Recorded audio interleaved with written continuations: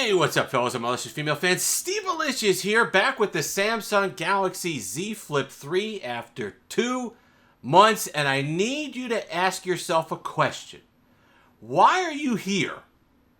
Because I told you last month to just buy it already, so why are you here now? You've watched 30 videos on the thing. You know all the specs up and down. Please, how many times can you say it has a Snapdragon 888 and all the rest of the RAM, 8 gigs of... You've watched all the camera comparisons. You know what it could do. You know how well engineered it is. All that powerful flagship ability in such a thin form factor. So what brings you by? Because I can tell you, I still get questions on the previous videos that I've done on the Z Flip 3 of tentative buyers. People, their hands are shaking. The sweat is pouring down off their face as they hold their mouse button and they hover over the buy. They just submit purchase. They just can't do it. Whatever it happens to be, I get a lot of questions on durability still. I get a lot of questions on battery life, which we'll talk about. I get a lot of questions on just the form factor. Some people are based on price. They think that, oh, well, there's going to be a Black Friday sale or there's going to be a holiday sale or something like that. And I will admit that Samsung is usually pretty aggressive with their sales. I don't know about this one, though. And I don't know about how early they're going to commit to that. It's a hot device. It's already pretty competitively priced as far as flagships are concerned, especially one that can flip and it's got the panache of something like this. So I don't know how aggressive they're going to be this year with price cutting for this. But let's talk about durability. Oh, by the way, thank you to all the new subscribers. Up over 5,550 as of the taping of this video. If you're loving the tech, old and new, go ahead and give that subscribe button a tussle.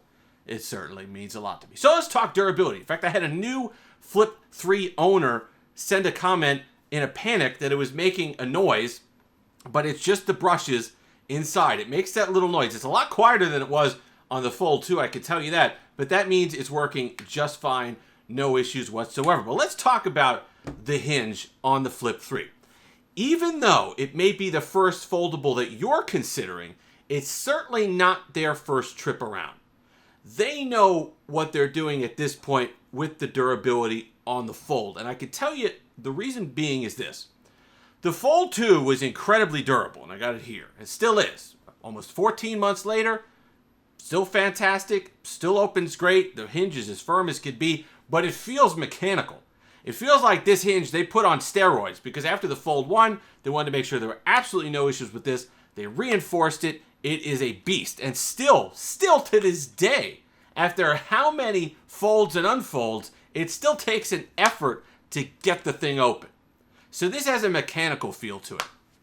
With the Flip 3, it almost feels hydraulic because it is so smooth. But then when you put it in whatever position you want, it holds just as well as the beefy hinge on this little hinge in this thin device. And it's held up perfectly fine.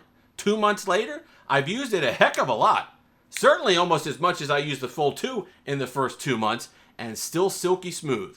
No problems whatsoever. Yeah, you get that little brush noise, okay? It even be tough to pick up on the microphone. You're going to get that on open and close, but it is so smooth. It's not that effort like it was on the Fold 2 to really get it open. So you're going to enjoy that experience, and it's going to hold up. I know it's scary. You've never had a flip device before or any sort of foldable. It doesn't seem to make sense. How could this possibly be where you could hold it in any position and you could just keep opening and closing it without issue? Because you guys know, if you're coming from the 90s or the 2000s, the hinges on the laptops, how many times could you open and close those before things started breaking apart? But there were a lot of problems with those laptop hinges. Not the same. Not the same. They were putting metal screws into plastic molds, and every time you'd open it and close it, it would crack a little bit and finally give way. Nothing like that here. You have to kind of change your perspective and the way we think of things that fold. It's nothing like anything you've ever had before, and it's certainly not engineered like anything you've ever had before. Battery life, you're getting your 4 hours. Now, I don't know what phones you were comparing it to. If you were comparing it to an iPhone 13, obviously the iPhone 13 in battery life blows this out of the water. But if you're an Android person, if you're comparing it to a OnePlus, if you were comparing it to a Samsung S21 or S21 Ultra, and you were looking at this as a more interesting alternative, my S21 Ultra is not exactly knocking it out of the park. It's doing okay, but it's still, with a 5,000 milliamp hour battery, it's laboring to get to 5 hours. And you're going to get at least 4, conservatively 4, if you're careful, on this. And that's with 120 hertz on. That's with full brightness, because I like full brightness on the devices. You're going to get enough time. And I don't think we have enough of a conversation with ourselves, a little honest with ourselves. Well, yeah, more screen time is better. You see some of these devices, 9 hours of screen on time. That's great. Okay, they're boring to use, number one. So the quality of the screen on time is a little bit different. But during your day, are you really that far away from an outlet or your computer or your work desk or something like that? How much are you really on your phone? And it's also, that's binary, right? That's either you need it or you don't.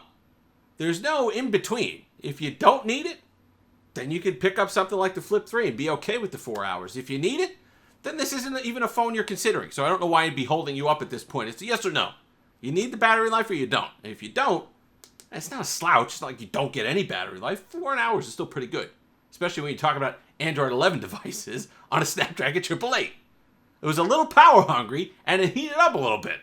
So the battery life, not quite fantastic on any of these Android devices this year. So this one, not that bad. Price, like I said at the beginning, you may get a deal, but here's what the situation is.